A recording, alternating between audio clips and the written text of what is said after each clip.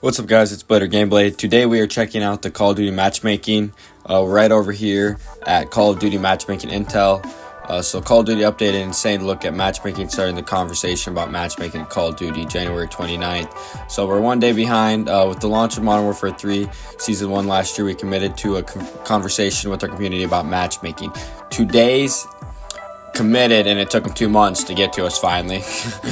Today's intel is intended to kick off that dialogue and is a new beginning for what we hope will be an ongoing conversation about matchmaking, sharing our process and learnings with you to answer questions and concerns we've seen within the community. The blog focuses on how matchmaking works across multiplayer only. We will be continuing the conversation about matchmaking in other modes such as Call of Duty Warzone and ranked play at other date. Okay, I don't really get why, but kind of makes sense because Warzone has to be a little different. I mean, there's a lot more players in one lobby, so and rank play,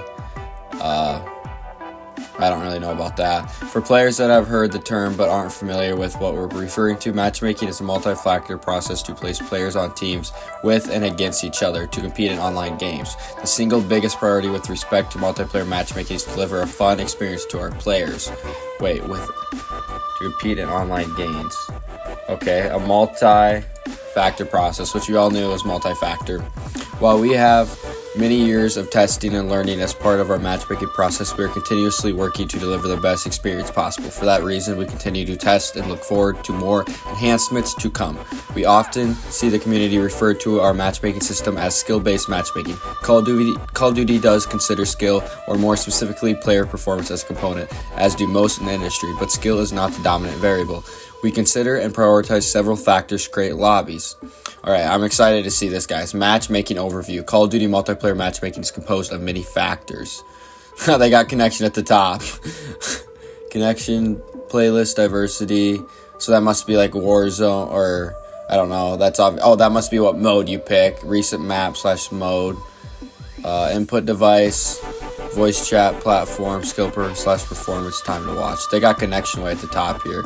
Playlist, diversity, and time to watch. I wonder if they give us definitions of all of these. Okay. Oh, they do. Connection. As a community, we'll test ping is king. Connection is the most critical and heavily weighted factor in the matchmaking process.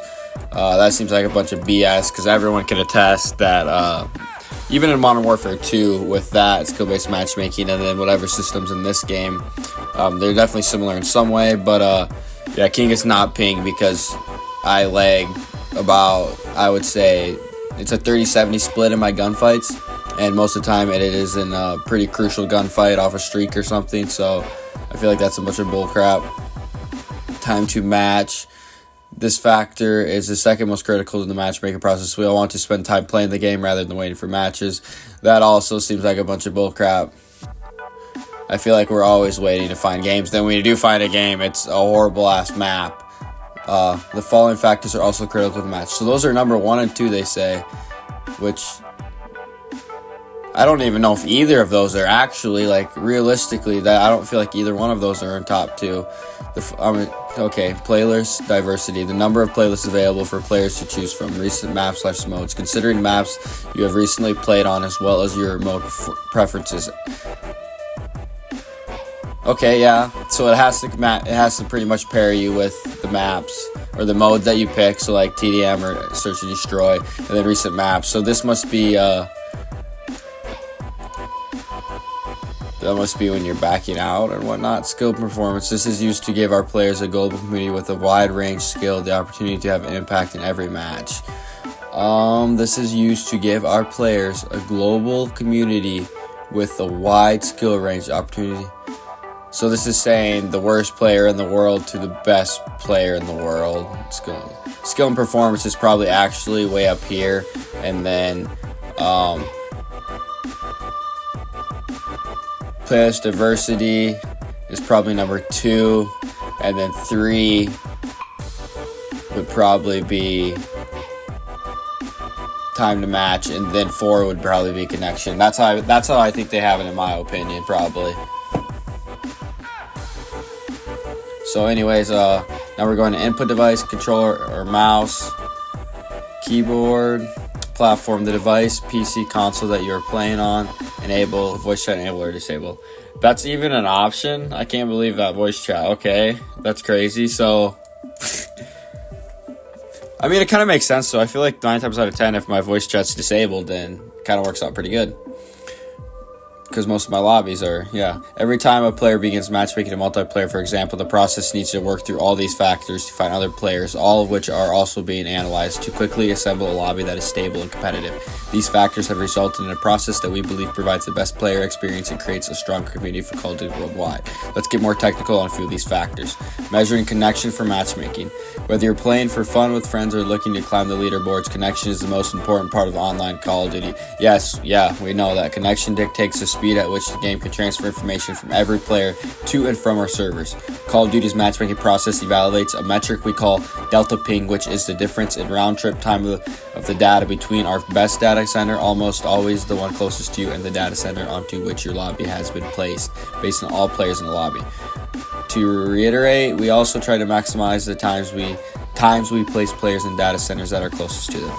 Call of Duty uses a client-server model to host matches where the time it takes to share information between the player, client, and the dedicated server has an impact on the overall feel of the match. Between the player, client, and the data center and dedicated server has an impact. I feel like 9 times out of 10, not good. We're lagging. Them ghost bullets, are going straight through that dude. The Call of Duty netcode, which we've discussed in the past, works to reduce the effort of latency but cannot completely eliminate it. The matchmaking process seeks to reduce the overall amount of latency to prioritize stable connection or low ping, with the shortened wait time in mind. Measuring time to match for matchmaking. Any form of matchmaking takes time. If the wait time in a lobby is excessively long, players typically recycle the process by canceling out of matchmaking search and restarting it, or even quitting it. This is not quicken the matchmaking process, and in fact can even be detrimental. Well, then why is it so long? Maybe just do connection. Make it easy. Put us in the best lobby with the best ping, and then once we get into the lobby, then we can figure out how to switch up the teams. Then we go off for stats or whatever, something like that. I don't even. For example, in the popular Modern Warfare 3 Rustment playlist consisting of Rust and shipment rotation, players often leave lobbies and or matches earlier on, hoping to re-queue into shipment instead. Yeah, I agree. This creates a vacant spot on a team during an early stage of the match. As the matchmaking process might prioritize backfilling that spot, this can result in players perceiving that Rust is disproportionality. Where am I at? Selected over shipment. Of course, we have a lot. I cherry pick maps a lot. It doesn't even matter what game mode I'm playing. I'm always cherry picking maps. That's just how it is. You have to. Our goal is to ensure that the players spend more time playing matches rather than waiting for them. Maybe if we got maps that we like, we wouldn't have to cherry pick. Maybe I just sound like I'm whining now. Measuring skill for matchmaking. While skill is one of several factors in Call of Duty multiplayer matchmaking, and we know the community wants more information about how it fits into the process. Skill is determined based on a player's overall performance, kills, deaths, wins, losses, and more, including mode selection and recent matches and overall metric across all multiplayer experiences. This is fluid measurement that consistently updating and reacting to your gameplay. Skill is not only a factor in matchmaking players against appropriate enemies, but also when finding teammates. Call of Duty has historically considered player performance among other factors as part of our matchmaking process. Our work in this area dates back to its early Call of Duty 4 Modern Warfare 2007. This has already been debunked by 100 different YouTubers, guys, that yes, there was some type of matchmaking in 2007 COD 4, but it's not even comparable or even on the same level as what we're playing on today. Skills implemented across the video game industry, we recognize that continuous refinement is required to deliver the best possible experience for our player. COD 4, you could play 13 hours a day, and it was eventful, it was fun, the lobbies were mixed, there were horrible players, there were great players. It was just it was a great game, and I was barely even old enough to play COD. We use player performance to ensure that the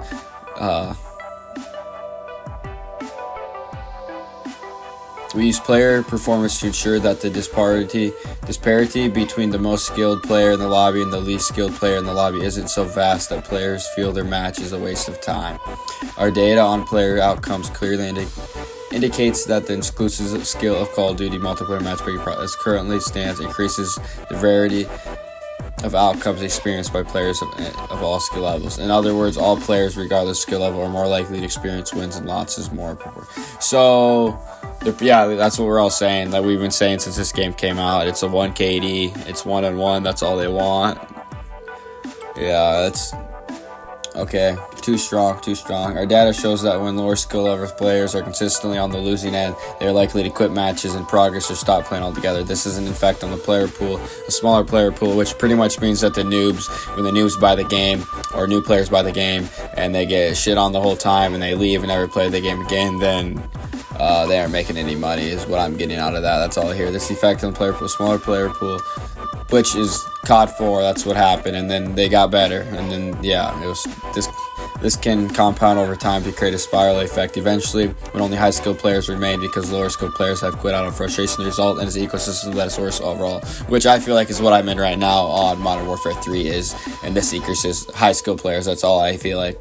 Game data indicates that having some limitations on the disparity of skill across the players in a match makes for a healthier ecosystem. We also understand that many high-skilled players want more variety of experience, but often feel they only can get the sweatiest of lobbies. We have heard the feedback clearly and will continue to test and actively explore ways to. So they say they're going to hear us, and they are listening. They just stated exactly. We also understand that many high-skilled players want more variety of experience, but often feel like they only get the sweatiest of lobbies. They say like they want to sound like they're listening. Future communication. In addition to today's blog, our technology team is developing a ping and matchmaking white paper for those inclined to get into the more granular information about Call of Duty matchmaking. Stay tuned for more on this publication. That would be cool. See, to conclude, we want to answer some of the most frequently asked questions from the community. Does Call of Duty consider player engagement, time played, as a factor in matchmaking? We do not consider how often or how much you play when determining matchmaking. Does the Call of Duty matchmaking process impact any end-game elements such as hit registration, player visibility, aim assist, damage, etc.? No, our matchmaking process is not. I do not agree with that. There's no way. Hit registration, 100%. Ping, it does, yep. Does spending money on Call of Duty, such as bundles, battle pass, change how much money spent does not? Which, if we're off the EOMM system, it 100% does.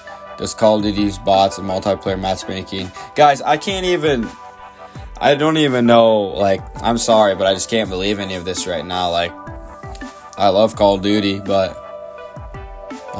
do partners or content creators get special consideration in general matchmaking? No, we do not change. No, we do not change the matchmaking process based on who was on the account. I can't believe they even brought that up. That's crazy that it did. Have you ever considered an opt-in and opt-out system for the matchmaking algorithm or system suggests that splitting players based? Well, that would be like their ranked and multiplayer, which that's pretty much what they think they should do. Okay, that means that potentially longer wait times based on the type of matchmaking selected, plus add into that playlist, map and mode history, platform, and more, and matches with poor connection. Yeah, that could definitely make it work if they just left rank the way it was, and then which I've heard that really bad things about ranked. I haven't played ranked, so I don't really know, but I heard that there's like different levels of the sweats and bad players. Like some bad players are like the 1 KD players, and there's bad players that are real like 0.5, 0.7 KDers. I don't know if that's true or not, so I don't really know. So they probably have to change the rank system too, but they could definitely, like I said, definitely nerf the matchmaking or whatever it is, skill-based matchmaking and multiplayer pubs. Have you ever tested removing skill as a consideration for matchmaking? We have run tests over the years to determine if removing skill as a consideration from matchmaking makes sense. We will continue to launch these tests periodically. To date, the data remains consistent with what we detailed above. Players tend to quit matches or stop playing if they're getting blown out, resulting in a negative overall experience for all players in the lobby. In the general player population, we purposely do not disclose when these tests occur because it may impact feedback. They should tell us. That's what I think right off the bat. They should tell us when that happens. Have you ever multiplayer modes? We have considered this in the past, and we will continue to examine if this data makes sense as part of the experimental playlist or specific modes. We have nothing to announce on that front today. Thank you for your feedback and for being part of the community. We'll see you in the lobby. Honestly, guys, it's 100% up to you if you believe this stuff. I don't really know if I do. I definitely don't think connection is on top of this chart. I think 100% that skill performance is probably at the top, and then playlist diversity, and I don't even know. It probably goes skill based. What did I say? Skill performance, player diversity, time to match, and then maybe connection, recent maps, somewhere in there. But yeah, it's up to you guys if you want to believe this or not. I just wanted to get the information out there and read it for you guys all and give you some of my personal opinions on it. I still think skill-based matchmaking is overpowered and it needs to be changed, but that's my opinion. I haven't touched Call of Duty in it's probably been 2 weeks now, or whatever my last video was. So anyways, guys, thanks for tuning in to this video. We'll stay tuned for the next update on this that they release, but as of now, guys, thanks for watching. See you.